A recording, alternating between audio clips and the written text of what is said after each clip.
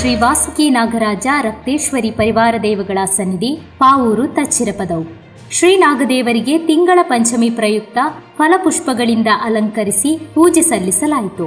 ಹಾಗೂ ಮುಂದಿನ ತಿಂಗಳು ನಡೆಯುವ ಪ್ರತಿಷ್ಠಾ ವರ್ಧಂತ್ಯುತ್ಸವದ ಆಮಂತ್ರಣಾ ಪತ್ರಿಕೆಯನ್ನು ಶ್ರೀ ಸನ್ನಿಧಿಯಲ್ಲಿ ಬ್ರಹ್ಮಶ್ರೀ ವರ್ಕಾಡಿ ಹೊಸಮನೆ ರಾಜೇಶ್ ತಾಳಿತಾಯರ ದಿವ್ಯ ಹಸ್ತದಲ್ಲಿ ಬಿಡುಗಡೆಗೊಳಿಸಲಾಯಿತು. ಈ ಆಮಂತ್ರಣ ಬಿಡುಗಡೆ ಕಾರ್ಯಕ್ರಮದಲ್ಲಿ ಸಮಿತಿ ಸದಸ್ಯರು, ಊರ ಭಕ್ತಾದಿಗಳು ಉಪಸ್ಥಿತಿ ಇದ್ದರು.